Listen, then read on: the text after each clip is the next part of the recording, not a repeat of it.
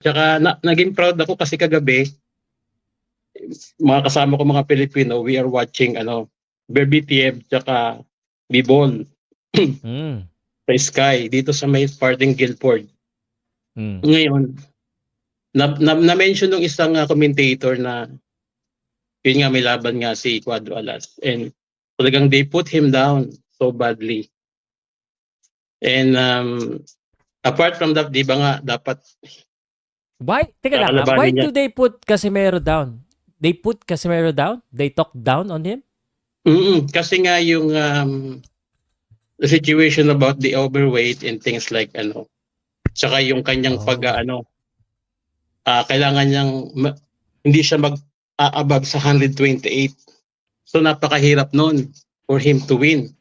Pwede siyang Which manalo, is yun nga, true naman. yung chances binigyan siya ng at least 22%. Kaya lang ito si Sanchez talagang tatanga-tanga. hindi nanood ng sabi ko, hindi nanood ng Kiss to Win ko. Nakipagsabayan ba naman? Diyos ko po. Cuadro Alas is the power puncher. Kahit saan mo ilagay yan. Tsaka yung first round, malakas na malakas pa yan. Oo. So kausap ko rin si Tatay Jerry, which is Donaire's father-in-law, kagabi. Nag-uusapan namin yung chances ni Cuadro Alas eh. We are friend of Cuadro Alas. We're not against him. Yes. Yep. But talagang we're so lucky na talagang nanalo si Cuadro Alas. I'm so proud na nakabalik siya for grabe yung batches natin kahapon. Kahit ako, aminado ko talagang nandun yung aking yung doubt ko talaga na manalo siya. Talagang very thin. Very thin talagang nandun yung aking doubt. And I'm sorry to say that to Cuadro Alas, although talagang I help him here. When he's about to fight Butler, I was here to book his hotel actually. Oh, sir, thank you po.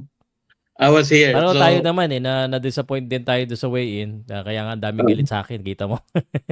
Totoo yun.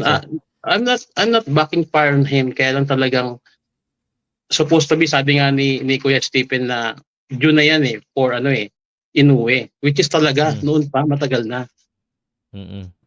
Kailangan talaga niyang kunin niya si Inoue in some point kasi maraming I believe Inoue but I don't think he's a prime boxer for me kasi hindi naman siya lumalaban sa ibang bansa Sa bansa lang niya. Hindi siya katulad ni Manny Pacquiao, Donaire and all of our fighters kahit saan tayo mapunta. Talagang palaban tayo. So yun lang ang masasabi ko kay Cuadro Alas. Talagang congratulations. You made the Filipino proud. Maraming mga bashers pero napaglabanan mo yung time na yun. Napakahirap noon. Talagang as in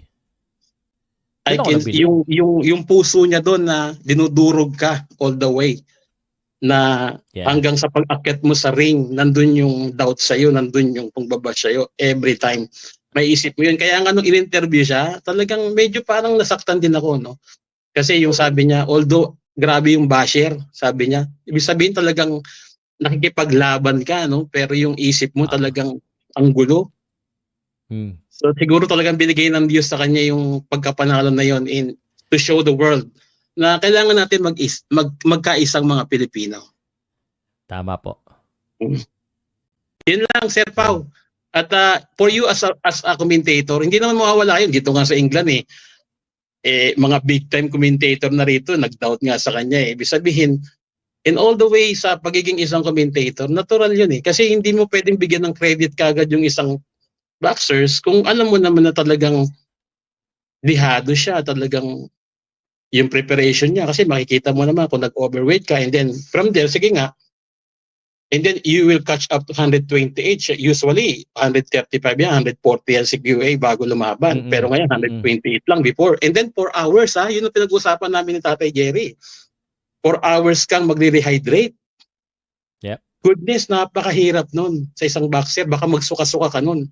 Yung cramping sa tiyan mo na hindi ka kumain sa tagal ng oras. Pero you made us proud, QA. Congratulations. Yun lang po, Sir Pao. Thank you very much. Salamat din, sir. At salamat po sa pag-suporta ulit dito sa channel natin. And Hope to talk to you soon. More boxing. Thank you, sir. Yes, sir. Thank you. Thank you. Thank you po. Salamat. Okay. Aba, pang ano tayo, international ang ating mga viewers. Thank you po.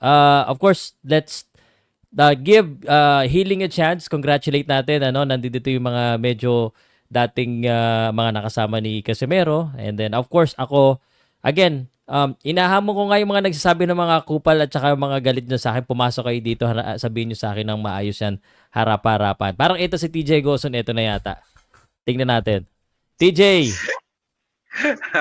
Hello po, kamusta? ano na? Mabuti naman ako, ikaw. Yari ang mga bashers. Sa mga bashers, sardinas muna kayo, guys. Cash out muna kami. Round 1 times 10.